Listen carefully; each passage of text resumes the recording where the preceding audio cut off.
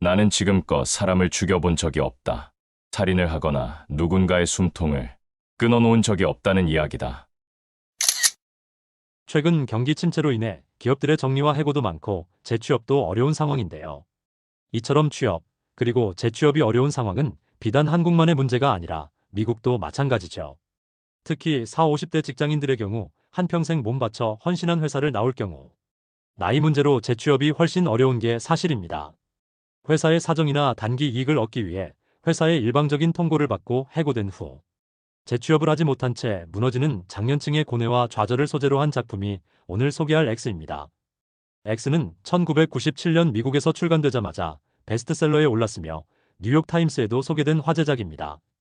해고되어 갈 곳 없는 직장인이 느끼는 좌절감과 절망을 정말 극적으로 표현했거든요. 원작 제목 X는 미국에서 해고를 도끼질한다고 표현하는 것에서 비롯되었습니다. 한국어로 치면 모가지를 날린다, 자른다는 표현으로 생각하면 되겠네요. 저자 도널드 E. 웨스트레이크는 이 작품에서 블랙 유머와 풍자를 절묘하게 활용합니다. 재취업 환경을 조성하기 위해 주인공이 경쟁자들을 여러 차례 살해하는 이야기가 지속되는데도 그다지 잔혹하지 않다고 느끼는 이유는 풍자와 블랙 유머가 섞인 절묘한 문체 덕분입니다. 작가는 미국 추리소설계의 거장으로 에드거 상을 3회 수상한 실력파이자 전미 미스터리 작가 협회로부터 그랜드마스터 칭호를 수여받은 바 있습니다. 본명으로는 유머러스한 범죄 소설을, 리처드 스타크라는 다른 필명으로는 하드보일드 범죄 소설을 쓰는 천재 작가였습니다. 2008년 멕시코에서 휴가 중 갑작스러운 심장마비로 사망하고 말았죠. 리처드 스타크라는 필명으로 쓴 작품이 파커 시리즈인데요. 주인공 파커가 갱단인 아웃핏과 벌이는 전쟁이 주요 내용으로 24권 시리즈 중 국내에는 사냥꾼, 도망자, 아웃핏 3권만 번역된 상태입니다. 1권 사냥꾼은 멜 깁슨 주연의 페이백으로 개봉하기도 했습니다. 하드보일드 소설 팬이라면 추천합니다. 박찬욱 감독이 X를 읽고 나서 꼭 영화로 만들겠다고 작정했다고 하는데요. 17년 만에 그 소원을 이병헌을 주인공으로 한 어쩔 수가 없다로 풀었습니다. 박찬욱 감독은 영화 제목을 모가지로 붙이고 싶었지만 주변에서 말려서 어쩔 수가 없다로 바꾸었다고 합니다. 박찬욱 감독은 주인공 유만수로 이병헌을 선택했습니다. 박찬욱 감독은 관객들이 만수의 사정을 공감하려면 이병헌이 꼭 필요했다고 캐스팅 이유를 밝혔는데 이병헌의 연기 내공을 감안하면 정확한 캐스팅 이유로 보입니다. 이 소설은 이번이 세 번째 재간행입니다. 1998년에 도끼라는 제목으로 출간되었고 2011년에 X라는 제목으로 출간했습니다. 2005년 코스타 가브라스 감독이 X, 취업에 관한 위험한 안내서라는 영화를 만들어서 2006년 8월 10일 국내에서도 개봉했는데 관객이 불과 804명뿐일 정도로 실패한 바 있습니다. 소설의 시대적 배경은 1990년대 미국이며 기업마다 정리해 고바람이 휘몰아치던 시절입니다. 아이러니하게도 1990년대 중반에는 미국 주식시장이 성장세를 유지하며 기업과 CEO들은 많은 돈을 벌던 시절이라는 겁니다. 정작 소수 경영진은 돈잔치를 하던 시절에 관리직들은 냉혹한 해고의 칼날을 받고 직장에서 떨어져 나갔던 상황이니 당시의 직장인들은 그런 상황을 이해할 수 없었을 겁니다. 소설은 생존이 최우선 가치인 경쟁적인 자본주의 사회에서 개인이 어디까지 내몰릴 수 있는가에 대해 질문하고 목적이 수단을 정당화하는 사회가 어떤 괴물을 만들어낼 수 있는지 주인공 데보레를 통해 적나라하게 보여줍니다.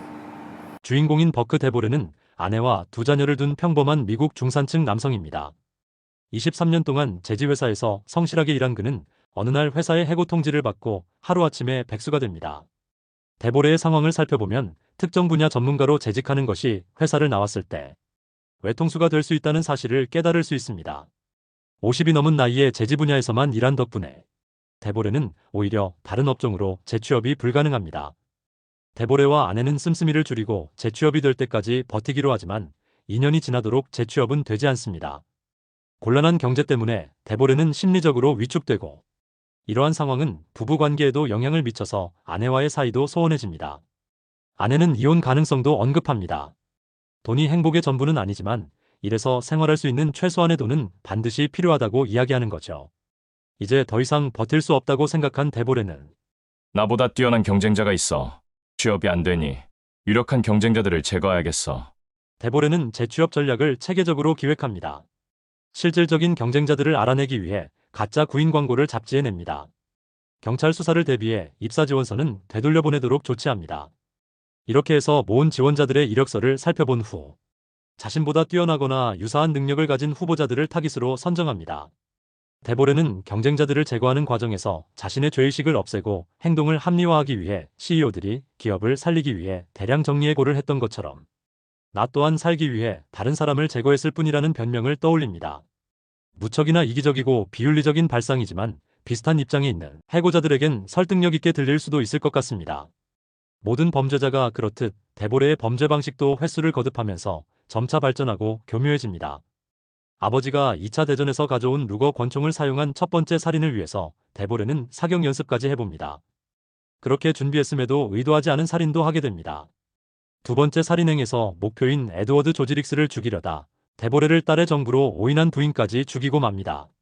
하지만 운이 좋게도 경찰은 닉스 막내딸의 정부인 루링어가 범인이라고 오인한 채 체포합니다. 루링어가 차고에서 자살하는 바람에 사건은 루링어의 짓으로 결론이 난 채 넘어갑니다. 데보레는 타겟을 자동차 사고로 위장해서 죽인 다음 파손 부위를 일부러 다른 차와 충돌해서 수리한 후 경찰의 수사를 피하기까지 합니다. 경찰들이 현장에 남은 자동차 부품들을 보고 차종과 색깔을 알아낸다는 사실을 알기 때문이죠. 평범하기만 했던 가장이 점차 사건을 반복하면서 프로페셔널 못지않은 대담한 범죄자가 되는 과정을 보면 섬뜩합니다.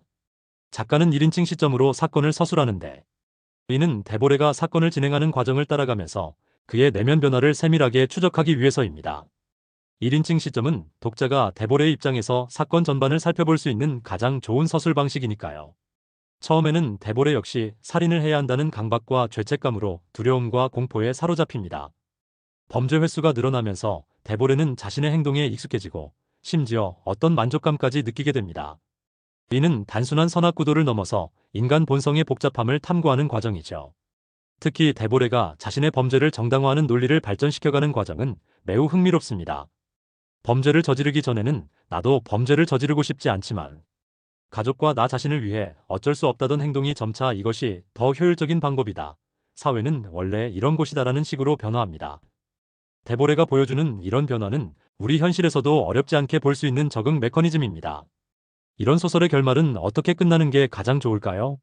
저자의 지필 스타일상 데보레가 경찰에 체포되는 정의 구현식 결말은 아닐 거라고 생각했는데요. 그렇다고 막연하게 데보레가 잡히지 않는 열린 결말도 옵션에는 없을 것 같았습니다. 저자는 결말로 가는 선택의 갈림길에서 안성맞춤의 희생양을 내세우며 의외의 대안을 제시합니다. 데보레가 마지막으로 처치한 호크 엑스먼이 주요 용의자가 된 거죠. 호크 엑스먼은 경찰이 살인 용의자로 지목하기에 최적인 사람입니다.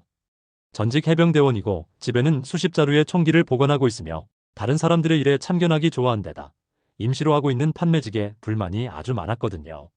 쇼핑센터 주차장에 차를 세워놓고 갑자기 행방을 감춘 데다 다른 희생자 2명과도 같은 회의에 참석한 경력이 있어 알고 지냈을 가능성도 높았습니다. 결국 데보레는 용의자 목록에서 완전히 벗어난 채 취업을 원하던 회사의 1순위 면접 대상자가 되어 면접장으로 향하면서 이야기는 막을 내립니다. 독자들은 한 가지 질문이 머릿속에 떠오를 수 있습니다. 그렇게 얻은 삶이 과연 행복할까? 작가는 판단을 유예하고 독자들에게 답을 찾을 기회를 넘겼는데요. 여러분은 어떤 생각이 드나요? 이 작품을 읽고 3가지 생각이 들었습니다. 첫 번째는 흔히 이야기하는 직장에 목숨을 거는 건 바보짓이라는 생각입니다. 직장에서 아무리 오랫동안 성실히 일해도 회사가 인생을 책임지지 않는 구조에서 직장인은 어떻게 해야 할까요? 이 질문에 대한 답을 찾는 것이 이 소설을 읽는 첫 번째 의미일 겁니다. 두 번째로 회사에서 잘린 후 재취업을 결정하면 이미 늦는다는 생각입니다. 가장 좋은 해답은 일을 하면서도 퇴직 후를 준비하는 거지만 회사가 그렇게 투잡을 뛰어도 여유가 있을 정도로 만만한 곳이 아니거든요. 그렇다고 회사 일만 죽어라 하다 보면 어느새 데보레 신세가 되는 거고요.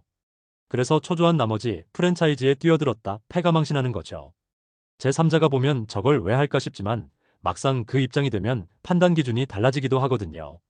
세 번째로 경쟁자 제거 이외에 다른 방법은 없었을까에 대한 아쉬움입니다. 데보레를 그런 선택지로 몰고 간 사회 시스템은 아무 책임이 없는 걸까요? 노동시장의 유연성이나 재취업 가능성에 대해서는 대안을 만들어 놓지 않고 개인의 문제로만 비난한다면 정부와 사회는 왜 있어야 할까요? 고령화 사회로 접어든 한국 사회에서 이제라도 고령자들의 실업 문제에 대한 적절한 대안을 마련해야 하지 않을까요? 본문에서도 데보레가 비슷한 생각을 하는 장면이 나옵니다. 데보레는 자신의 진짜 적이 일자리를 찾는 실업자들이 아니라 기업가라는 사실을 알고 있습니다. 그럼에도 같은 입장의 실업자를 죽이는 이유는 탐욕스러운 기업가들을 죽인다 한들 자신에게 득될 것이 아무것도 없다는 사실 때문입니다. 사회적인 시스템이 아니면 근본적인 문제가 해결되지 않기에 제2, 제3의 대보레는 언제든 계속 나올 수밖에 없다는 작가의 통찰이죠. 먹고 살기 위해 적이 아닌 동료들을 죽여야 하는 아이러니가 대보레의 비극인 셈입니다. 이 소설은 특히 40대 이상 직장인들에게 강력히 추천하고 싶습니다. 단순한 픽션이라고 하기엔 우리가 마주칠 수 있는 미래의 극단적인 버전이기 때문입니다. 특히 40대 이상의 중간 관리직들이나 퇴직을 앞둔 재직자들은 무조건 일독을 하면 좋겠습니다. 이건 내 이야기구나 공감할 겁니다. 박찬욱 감독 역시 이 작품은 대한민국의 모든 월급쟁이들이 꼭 봐야 한다고 할 정도니까요. 이제 직장 생활을 시작하거나 사회 진출 준비를 하고 있는 대학생이라면 대보레의 입장에 공감하기는 쉽지 않을 겁니다. 그래도 읽어보면 부모 세대나 선배들이 어떤 문제로 고민하는지 최소한 동감하기는 쉬울 겁니다. X는 범죄 소설의 외양을 빌려 현대 자본주의 사회의 구조적 모순을 파헤친 사회 비판 소설이자 우리 모두의 내면에 잠재된 인간 본성의 어둠을 탐구한 심리 스릴러입니다. 과연 나라면 대보레와 같은 상황에서 어떤 선택을 했을지 생각해보는 것도 좋을 겁니다. 쉽게 답할 수 없는 질문이지만 그런 고민을 통해 더 성숙해질 수 있으니까요. 박찬욱 감독 특유의 감각으로 부활한 어쩔 수가 없다는 과연 어떻게 변모했는지 궁금하네요. 영화를 보고 난 후 함께 비교하면서 리뷰해보도록 하겠습니다. 소설 X에 대한 평점은 8.4점입니다.